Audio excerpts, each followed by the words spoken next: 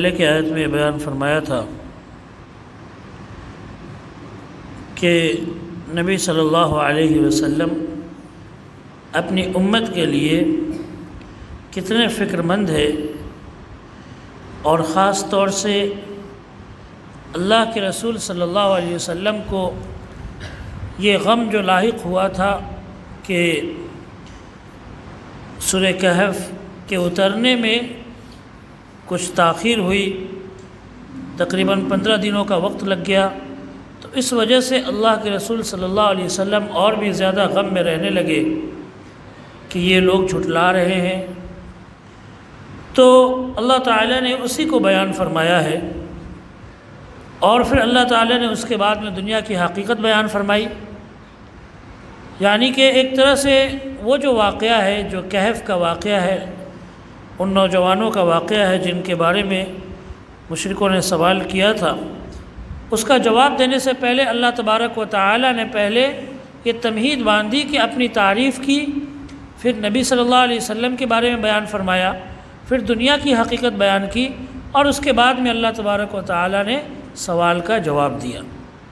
تو اس سے بھی ہمیں یہ سبق ملتا ہے کہ جب ہم کہیں پر دین کے معاملے میں کسی کے سوال کا جواب دیں تو پہلے تو ہم کیا کریں، پہلے ہم اس کے ذہن کو بنائیں دین کی سمجھ کے لیے، تاکہ وہ جواب جب اس کو ملے تو فوراً جو ہے اس کا ذہن جواب کو قبول کر لے۔ اس لیے کہ جس طرح سے کھیتی کی مثال سے آپ سمجھ سکتے ہیں کہ جب کوئی بیج بویا جاتا ہے کسی کھیت کے اندر تو پہلے اس کو جوتا جاتا ہے، اس میں ہل چلایا جاتا ہے، اس کھیت کو تیار کیا جاتا ہے، پھر اس کے بعد میں اس میں بیج ڈالی جاتی ہے، تو پھر وہ زمین بیج کو قبول کرتی ہے اور پھر پودے اگتے ہیں۔ تو اسی طرح سے اللہ تبارک و تعالیٰ نے پہلے انسان کے ذہن کو تیار کیا۔ اللہ تعالیٰ نے اپنی تعریف کر کے، محمد صلی اللہ علیہ وسلم کی تعریف کر کے اور دنیا کی حقیقت بیان کر کے، پھر اللہ تعالیٰ نے یہاں سے وہ واقعہ بیان کیا ہے۔ اب وہ اصل واقعہ شروع ہو رہا ہے۔ فرمایا اللہ تعالیٰ نے ام حسبت ان اصحاب الکہف والرقیم کانوا من آیاتنا عجبا، اے نبی کیا آپ نے یہ سمجھ رکھا ہے یا آپ یہ سوچتے ہیں کہ یہ جو کہف والے، غار والے جو نوجوان تھے، والرقیمی اور رقیم والے، یہ سب ہماری بہت ہی عجیب و غریب نشانیوں میں سے ہے، کیا آپ نے یہ سمجھ رکھا ہے؟ یعنی یہ لوگ یہ سوال کر رہے ہیں کہ ان نوجوانوں کا کیا ہوا جو اپنے شہر کو چھوڑ کر نکلے تھے، تو ان کا واقعہ ان لوگوں نے یہ سوچ رکھا ہے کہ یہ بڑا عجیب واقعہ ہے اور یہ بہت بڑی نشانی یہ سمجھ رکھا ہے انہوں نے، بہت عجیب و غریب نشانی۔ حالانکہ اللہ تعالیٰ بیان کر رہا ہے کہ یہ کوئی بڑی نشانی نہیں ہے اللہ کی، کہ اللہ تعالیٰ نے ان کو نیند دے دی اور وہ سوئے رہے، یہ کوئی بڑی نشانی نہیں ہے۔ سورج کا نکلنا، روشنی کرنا، پھر آسمان، زمین اور آسمان سے فرشتے کا آنا، یہ سب ایسی ہزاروں نشانیاں ہیں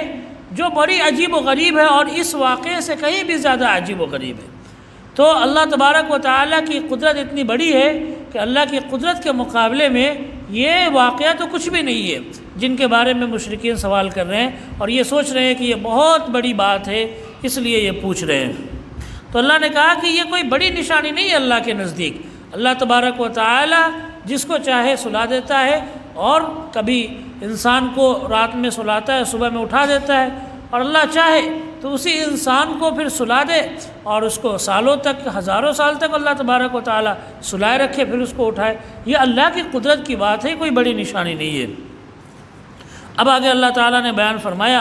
اذ اوى الفتية الى الكهف، کہ دیکھو ان نوجوانوں کا واقعہ یہ ہے کہ یہ نوجوان جب اپنے غار کی طرف آئے، یعنی اس پہاڑ کے غار میں پہنچے، تو ان لوگوں نے کیا کہا، ربنا آتنا من لدنک رحمہ، اے ہمارے رب تو ہمیں عطا کر اپنی جانب سے رحمت دے، ہمیں رحمت عطا کر، وہیئ لنا من امرنا رشدا، اور تو ہمارے لیے رہنمائی کے راستے تیار کر دے،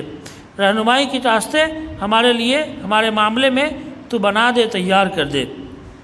فضربنا علی آذانہم فی الکہف سنین عددا، تو اللہ تعالیٰ کہتا ہے کہ ہم نے ان کی دعا کو قبول کی، اور فضربنا علی آذانہم، ان کی کانوں پر ہم نے نیند ماری، تو وہ غار میں کئی سالوں تک سوئے رہے۔ پھر ثم بعثناہم لنعلم ای الحزبین احصیٰ لما لبثوا امدا۔ تو اللہ تبارک و تعالیٰ نے یہ پورا واقعہ بیان کیا ہے، اور اس واقعے کو ہم مکمل طور پر ایک بار سن لیتے ہیں، سمجھ لیتے ہیں، پھر اس کے بعد میں انشاءاللہ قرآن کا ترجمہ دیکھیں گے۔ دیکھیں واقعہ یہ ہوا تھا کہ یہ عیسیٰ علیہ السلام سے پہلے کا واقعہ ہے۔ بعض علماء نے عیسیٰ علیہ السلام کے زمانے کا واقعہ بیان کیا ہے، لیکن یہ بات درست نہیں ہے، اس لیے کہ یہودیوں نے یہ سوال پوچھا تھا، تو ظاہر سی بات ہے یہ عیسیٰ علیہ السلام سے پہلے کا واقعہ ہوگا، اسی لیے یہودی اس بات کو مانتے تھے۔ تو یہودیوں نے یہ سوال پوچھا تھا، تو یہ جو نوجوان تھے ان کے بارے میں کہا جاتا ہے کہ یہ اپنے کسی بڑے بادشاہ کے یا پھر کوئی وزیر کا اس طرح کا لڑکا تھا، یا پھر بڑے بڑے گھرانوں کے لڑکے تھے۔ تو ان کا میلہ لگا کرتا تھا، سالانہ میلہ ہوتا ہے، جیسے ہمارے ہاں عرس کہہ لے یا کچھ بھی کہہ لے۔ تو میلے میں سارے لوگ جایا کرتے تھے اس دن پہ خاص طور سے، اور وہاں پر سارے لوگ غیر اللہ کی عبادت کرتے اللہ کے علاوہ، پھر ان کے لیے جانور ذبح کرتے، نذر و نیاز، یہ ساری چیزیں جو ہے ان کے یہاں ہوتی تھی، شرک اور بت پرستی کی ساری چیزیں اس میلے کے اندر ہوتی تھی۔ تو یہ نوجوان جو تھے یہ لوگ بھی اس میلے میں آئے ہوئے تھے۔ انہوں نے دیکھا کہ ان کی قوم کے جو لوگ ہیں وہ بڑے غلط کام کر رہے ہیں اور برے کام میں لگے ہوئے ہیں، اور ان کو یہ بات سمجھ میں آ گئی کہ عبادت تو صرف اور صرف اللہ تبارک و تعالیٰ کی ہونی چاہیے، اور جانور کی قربانی یہ ساری چیزیں صرف اللہ کے لیے ہونی چاہیے، غیر اللہ کے لیے نہیں۔ ان کو یہ بات سمجھ میں آ گئی، تو یہ نوجوان ایک ان میں سے اٹھا اور ایک پیڑ کے پاس میں جا کر بیٹھ گیا۔ پھر اس میں سے دوسرے کو سمجھ آئی تو دوسرا بھی اٹھا اور جا کر پیڑ کے پاس میں بیٹھ گیا۔ تقریباً میلے میں سے 7 نوجوان ایسے اٹھے اور یہ سارے کے سارے جا کر ایک پیڑ کے پاس میں بیٹھ گئے، اور ان کو معلوم نہیں تھا، ایک دوسرے کو پہچانتے نہیں تھے، لیکن یہ سب کے سب اٹھے اور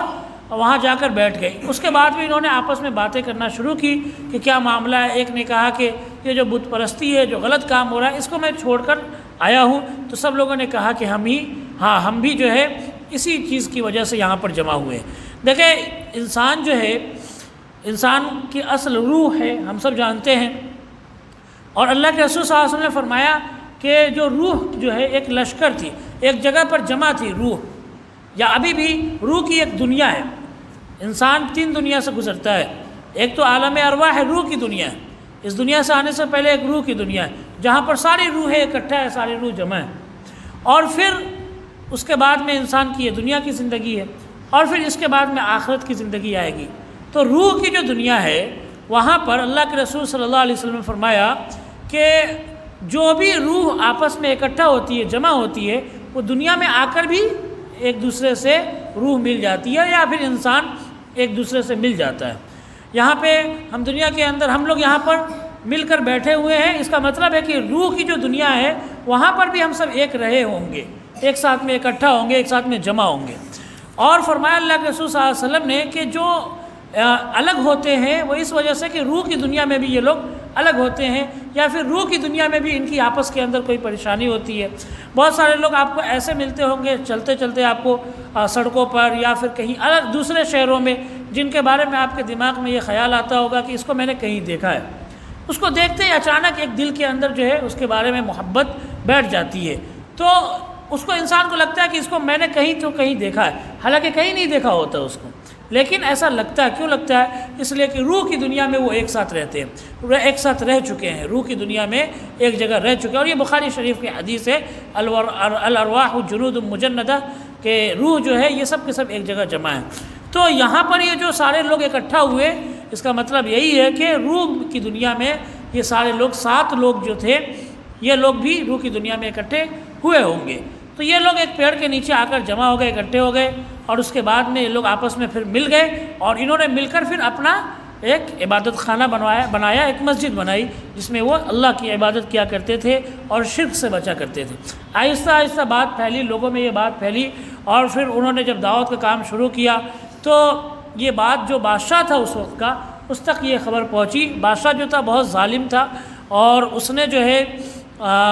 بادشاہ نے بت پرستی بھی بہت رائج کر رکھی تھی، وہی شرک کرواتا تھا، وہی بت پرستی کرواتا تھا۔ وہ ظالم تھا بڑا، تو اس نے بادشاہ نے سارے وہ 7 نوجوانوں کو اپنے یہاں پر بلایا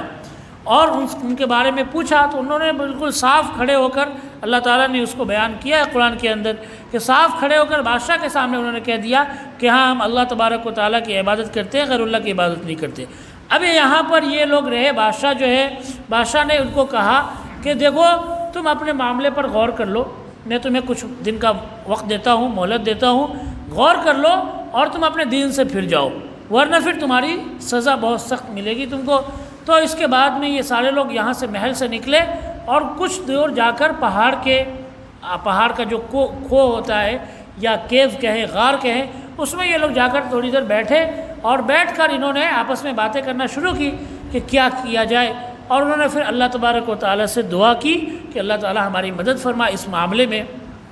تو اسی پہاڑ کے غار میں اللہ تبارک و تعالیٰ نے ان کو سلا دیا، ان کو نیند دے دی،